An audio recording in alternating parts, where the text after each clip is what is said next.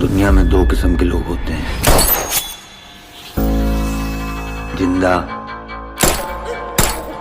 और मुर्दा, और फिर होते हैं तीसरे, घायल।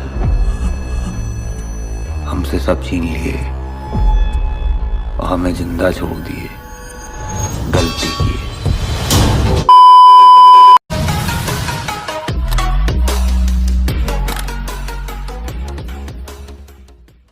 मार्वल और डीसी दोनों ही नए एरा में अपने पैर रख चुके हैं। जहां लास्ट ईयर मार्वल ने एक सक्सेसफुल इन्फिनिटी सागा को कंप्लीट किया और अब वो बढ़ रहा है मल्टीवर्स की ओर। और सच बताऊं तो यार ये बहुत गजब होने वाला है।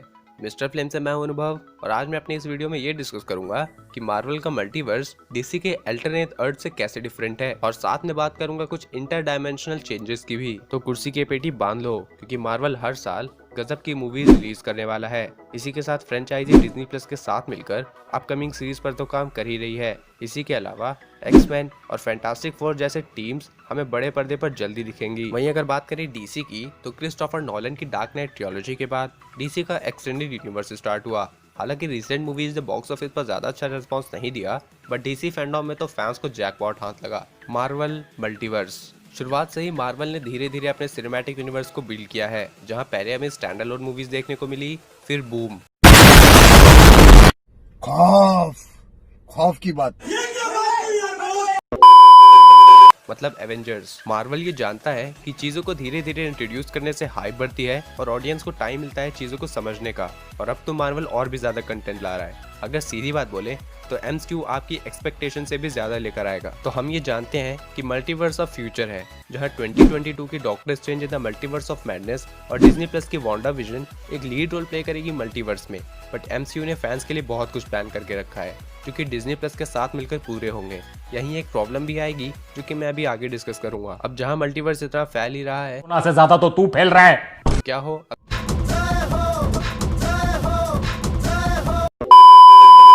तो क्या हो अगर हमें टॉम हॉलैंड की अपकमिंग स्पाइडरमैन 3 मूवी में पुराने स्पाइडरमैन, डॉक्टर स्ट्रेंज और जिमी फॉक्स का इलेक्ट्रो देखने को मिल जाए, जिसमें से कुछ चीजें ऑलमोस्ट कंफर्म भी हैं। पर ये सब होगा कैसे? तो मैं आपको बता दूं कि ये सब हो चुका है। अल्टरनेट यूनिवर्स क्रिएट हो चुके हैं, पर कैसे? एंड गेम में हमें एक बड़ी टाइम हीज देखने को मिली, जिसकी वजह से कुछ अल्टरनेट यूनिवर्स जरूर बने होंगे, जिनकी ब्रांच जुड़ी होगी हमारे मेन एमसीयू से। फॉर एग्जाम्पल, जब लोकी टेसरैक्ट को 2012 से लेकर भाग जाता है, तब उसको मिली उसकी खुद की डिज्नी प्लस सीरीज, जो कि इसी चीज का पार्ट है। अब मार्वल में कोई ऐसी एक मूवी नहीं है जिसमें मल्टीवर्स या फिर सिमिलर कॉन्सेप्ट को प्लान किया गया है। क्वांटम रियम, जो कि दोनों एंटमैन मूवीज में दिख चुका है, जिसके पास some sort of dimension bending abilities है, बट उसको भी फुली एक्सप्लोर नहीं किया गया। अब वहीं चाहे हम बात करें मिस्टीरियो की बैक स्टोरी की, जो कि अल्टरनेट यूनिवर्स से आई है, तो मार्वल पहले से ही टाइम ट्रैवल और अल्टरनेट डायमेंशन की एग्जिस्टेंस को एक्सप्लोर कर चुका है। तो इस फ्रेंचाइजी के लिए नेक्स्ट नेचुरल स्टेप मल्टीवर्स ही है, जो कि कई हद तक हमें पता भी चल रहा है। अगर मार्वल चाहता तो एंड गेम की इंटरकनेक्टेड स्टोरी लाइन को रेफरेंस में रखकर वो छोटे क्रॉसओवर दिखा सकता था, बट नहीं दिखाया, क्योंकि उसके पास इससे अच्छे फ्यूचर प्लान्स हैं। और इसीलिए मैं वीडियो बना रहा हूँ और वो मूवी। तो चलो अब बात करते हैं डीसी के अल्टरनेट अर्थ्स की। तो पिछले एक दशक में डीसी अपने क्रॉसओवर मूवीज के साथ मार्वल को पकड़ने की कोशिश कर चुका है, एंड यही उन्होंने मिस्टेक कर दी। एमसीयू ने शुरू में कभी भी क्रॉसओवर नहीं दिखाया।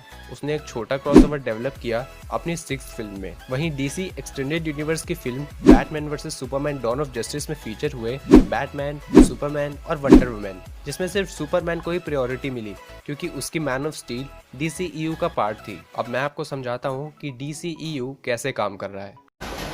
समझा। डीसी ने कैरेक्टर्स की टीम अप फिल्म बनाई और आगे जाकर उनको उनकी स्टैंड अलोन फिल्म्स दे दी।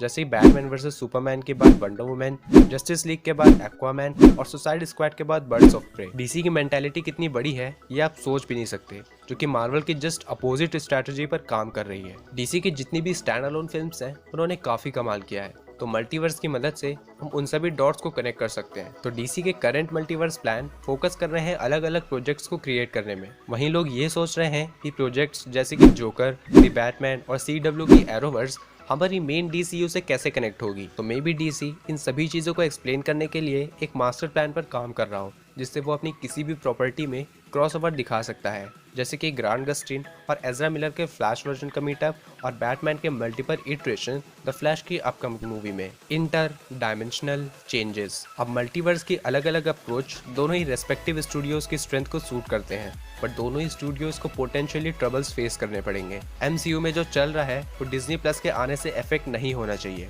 वरना ऑडियंस के लिए डिज्नी प्लस का कंटेंट भी रिक्वायर्ड हो जाएगा, जैसे कि WandaVision, doctor strange in the multiverse of madness के लीड नहीं होनी चाहिए, क्योंकि डिज्नी प्लस सभी मार्केट्स में अवेलेबल नहीं है। स्टूडियो को कोई ऐसा तरीका निकालना होगा जहां मूवी व्यूअर्स नॉर्मली अपनी मूवी को एंजॉय कर सकें और सीरीज अपार्ट चलती रहे। और अगर मार्वल ने इन दोनों ही चीजों में टाई इन करवाया तो मे भी हमें कोलैप्स देखने को मिल सकता है। वहीं दूसरी प्रॉब्लम है कैरेक्टर्स को लेकर, जहाँ कुछ ऐसे भी कैरेक्टर्स हैं जिन्हें सोनी ओन करता है और उन कैरेक्टर्स को वो अपनी मूवी में दिखाना चाहेगा, लाइक माइकल कीटन्स का वल्चर, जो कि सबसे पहले दिखा था स्पाइडरमैन होमकमिंग में और अब वो दिखेगा मॉर्बियस में। अब डीसी के मल्टीवर्स को मैनेज करना वाज लाइक सिंगल यूनिवर्स को मैनेज करना, क्योंकि उसको सब पता है और बहुत हद तक डीसी मल्टीवर्स को मैनेज भी कर चुका है, चाहे बात हो फ्लैश की या फिर कुछ अपकमिंग प्रोजेक्ट्स की। तो अब फिलहाल डीसी इतनी जल्दी तो चीज़ों को टाई इन नहीं करेगा और अब वो काम कर रहा है स्टैंड अलोन प्रोजेक्ट्स पर, क्योंकि पहले ही डीसी ने टीम अप मूवीज में कुछ ज्यादा ही स्ट्रगल किया है। तो ये सोचने वाली बात है कि अगर डीसी को अपने मेन डीसी यूनिवर्स को साथ लाने में इतना टाइम लगा तो वो उनमें से कई को कैसे संभालेगा। तो जो भी हो, फ्यूचर में सब देखने को मिल ही जाएगा, क्योंकि सुपर हीरो मूवीज का न्यू एरा को मल्टीवर्स के कॉन्सेप्ट से ही डिफाइन किया जाएगा। तो आपको हमारी ये सारी इन्फॉर्मेशन कैसी लगी हमें कमेंट सेक्शन में जरूर बताएं, या फिर अगर कुछ मिसिंग हो तो वो भी हमें कमेंट सेक्शन में जरूर बताइएगा। और अगर आपको हमारी ये सारी इन्फॉर्मेशन पसंद आई हो तो इस वीडियो को लाइक जरूर करिएगा। मुझे इन सभी मल्टीवर्स के कॉन्सेप्ट्स को सर्च करने में काफी टाइम लगा, तो इस वीडियो को शेयर भी करिएगा। तो अगर आप हमारे चैनल पर नए हो तो हमारे चैनल को सब्सक्राइब भी कर दीजिएगा, क्योंकि हम फ्यूचर में ऐसे ही सुपर हीरो स्टफ्स लाते रहेंगे। और मन हो तो इंस्टाग्राम पर भी आ जाना। मिलता हूँ आपसे किसी ऐसी नेक्स्ट वीडियो में। It's mister flame signing off. Music नहीं क्यों नहीं? डेंजर कुछ नहीं होता है, ये थानोस आर्यन मैन। क्या बोला तूने? आर्यन मैन। 2 seconds later. मुझे माफ कर दो प्लीज, मुझे माफ कर दो।